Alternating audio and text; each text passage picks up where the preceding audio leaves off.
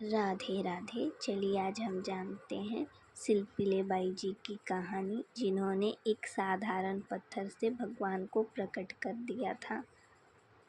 एक थी राजकुमारी और दूसरी एक जमींदार की पुत्री। दोनों में मित्रता थी। एक दिन राजा के यहाँ भगवत प्रेमी महात्मा आए।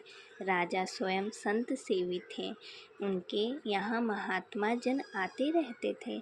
महात्माओं का कार्य ही होता है निरंतर प्रभु की सेवा और सुमिरन में मगन रहना।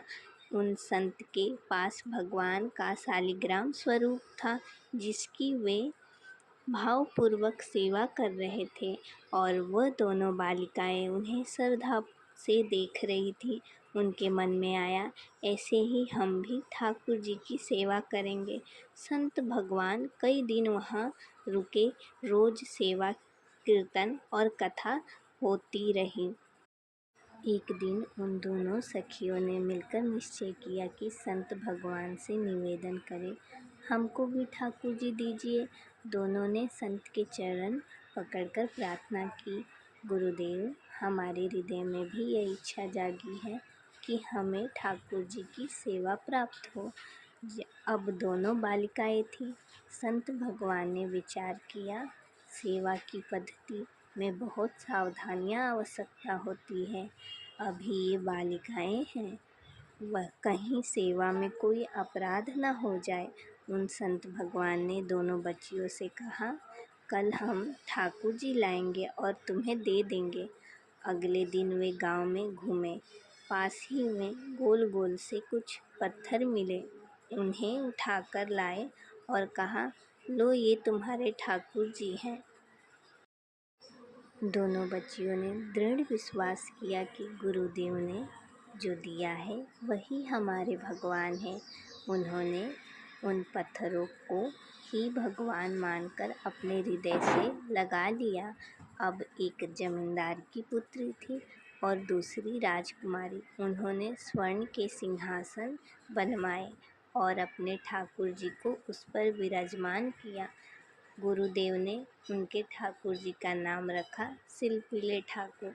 दोनों बालिकाएं सिंहासन पर ठाकुर जी को स्थापित कर उनकी आराधना करती रही। प्रभु के प्रति उनका भाव निरंतर बढ़ता गया और ठाकुर जी का नाम जप उनके जीवन का अंग बन गया।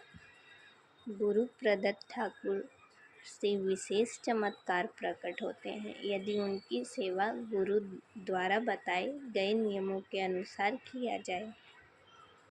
जब ये सखियां बड़ी हुई तो उनके विवाह की चर्चा होने लगी। शिल्पीले बाई अर्थात राजकुमारी का विवाह एक राजकुमार से तय हुआ और विवाह संपन्न हो गया। जब उन्होंने अपने माता पिता से विदाई ली तो अपने ठाकुर जी को, जो सिंहासन पर विराजमान थे, एक सुंदर पेटी में रखकर अपनी गोद में ले गई। उनका हृदय भीतर ही भीतर जल रहा था। प्रभु, मैंने तो आपको ही अपना प्रीतम माना है। संसार के व्यवहार में यह व्यक्ति मेरा पति कहलाता है, परंतु मेरे हृदय के प्रीतम तो आप ही हैं। दो प्रीतम कैसे हो सकते हैं? मैंने तो आपको ही समर्पण किया है। इन्हीं विचारों में डूबी हुई वह बड़ी उदासी के साथ विदा हो रही थी। वे पालकी में बैठी थी। उनके साथ राज सैनिक चल रहे थे और राजकुमार घोड़े पर आगे आगे था। राजकुमार बार बार पालकी के समीप आता, यह देखने के लिए कि उनकी नवविवाहिता राजकुमारी कैसी है, लेकिन हर बार उन्हें बहुत उदास देखता। यह देखकर उनके मन में ग्लानि होने लगी। रास्ते में एक नदी आई। राजकुमार ने सैनिकों से कहा, यहाँ थोड़ी देर विश्राम करेंगे। राजकुमारी की पालकी यहीं रखी जाए और आप सब कुछ दूर पर खड़े रहें। राजकुमार शिल्पीले बाई जी से बात करना चाहता था, परंतु वह ना तो उसकी ओर देखती, ना ही कोई उत्तर देती। वह अत्यंत सुंदर थी। राजकुमार के मन में जलन होने लगी।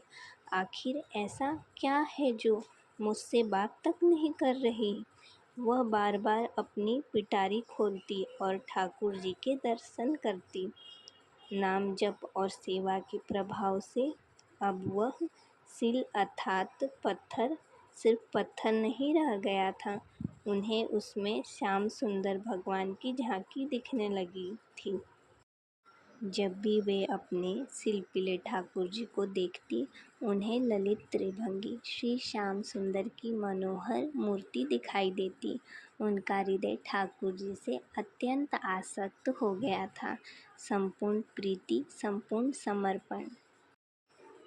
अब राजकुमार समझ गया कि शिल्पीले बाई और उसके बीच की जो भी दूरी है, उसका कारण वही पिटारी है जो राजकुमारी की गोद में रखी है। उसने कुछ दासियों को बुलाया और कहा, इन्हें बातों में उलझाओ और वह पिटारी मुझे लाकर दो।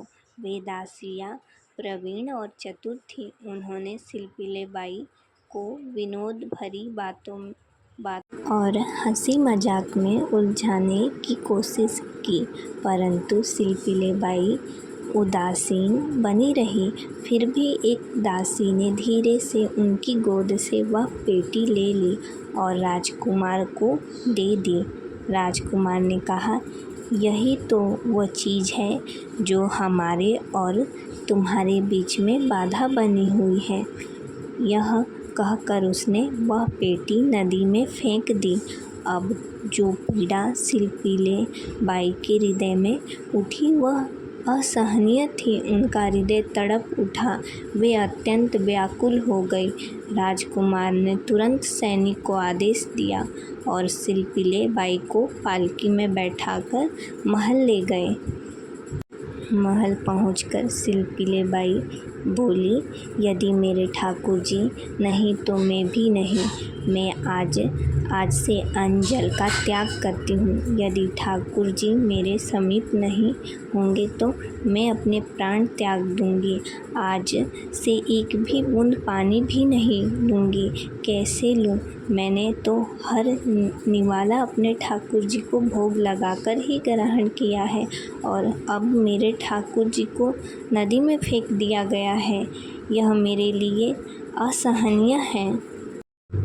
अब राजकुमार भयभीत हो गया। पूरा महल इस विषाद से भर गया कि यदि नवीन राजकुमारी ने प्राण त्याग दिए तो लोक समाज क्या कहेगा। सब यही कहेंगे कि नई राजकुमारी ससुराल गई और वहाँ के लोगों ने ऐसा निर्दयी व्यवहार किया कि उसने प्राण ही त्याग दिए। राजकुमार ग्लानि से भर गया। वह शिल्पीले बाई के सामने घुटनों पर आ गया और बोला, मैं आपको दुखी नहीं करना चाहता था, लेकिन मैं आपको छोड़ भी नहीं सकता। कृपया आप ही कोई उपाय बताएं जिससे आप मुस्कुरा दें, प्रसन्न हो जाएं। शिल्पीले बाई ने शांत किंतु दृढ़ स्वर में कहा, हम अपने ठाकुर जी के बिना जीवित नहीं रह सकते। यदि आप हमें जीवित देखना चाहते हैं तो हमारे ठाकुर जी को वापस ला कर दीजिए। अब ठाकुर जी को तो नदी में फेंक दिया गया था, वे कैसे वापस आ सकते हैं। फिर भी राजकुमार अपने पारिवारिक जनों के साथ उस नदी के तट पर गया। वहाँ पहुंचकर उसने शिल्पीले बाई से कहा, तुम्हारे ठाकुर जी से जितना प्रेम है, यदि सच में वैसा ही प्रेम ठाकुर जी को भी है तुमसे, तो मुझे उसका प्रमाण दो। यदि वह प्रेम सच्चा है और तुम मुझे उसका प्रमाण दिखा दो तो मैं जीवन भर तुम्हारी आज्ञा में रहूँगा। शिल्पीले बाई ने शांत स्वर में कहा, अच्छा तो तुम्हें यह देखना चाहते हो कि मेरे ठाकुर जी मुझसे कितना प्रेम करते हैं। उसने अपने दोनों हाथ आकाश की ओर फैलाया और आर्त भाव से पुकार उठी, हे गोविंद, अब आपके बिना मैं जीवित नहीं रह सकती। यदि आप सचमुच मेरे प्रीतम हैं तो प्रकट होकर मुझे अपने दर्शन दीजिए। उसकी यह प्रार्थना हृदय की गहराई से निकली थी। उसके शब्द में समर्पण था, वेदना थी और प्रगाढ़ प्रेम था। और तभी नदी के जल से एक दिव्य प्रकाश प्रकट हुआ।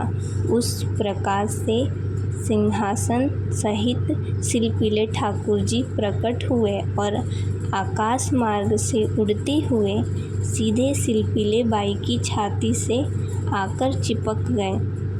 यह चमत्कारी दृश्य देखकर सारा परिवार राजकुमार और वहां उपस्थित सभी लोगों स्तब्ध रह गए। राजकुमार की आंखों से आंसू बहने लगे। वह शिल्पीले बाई के चरणों में झुक गया और बोला, अब मुझे सब समझ आ गया। मैं आजीवन भर आपकी आज्ञा में रहूँगा। जैसा आप कहेंगी वैसा ही करूँगा। मैंने आज सच्चा प्रेम और सच्चे प्रभु को देखा है। इस कहानी से हमारे लिए सीख, गुरु वाणी और गुरु द्वारा प्रदत्त उपासना पद्धति पर श्रद्धा और निष्ठा से चलने पर निश्चित रूप से सिद्धि प्राप्त होती है।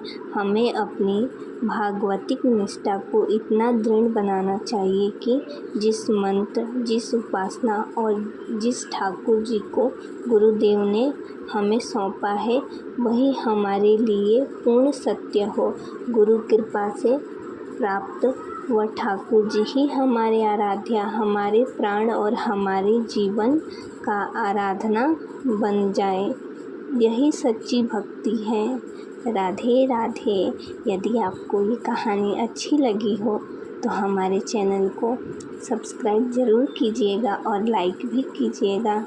और जो हमसे कोई त्रुटि हो गई हो तो क्षमा कीजिएगा। राधे राधे। तो मिलते हैं अगली कहानी के साथ।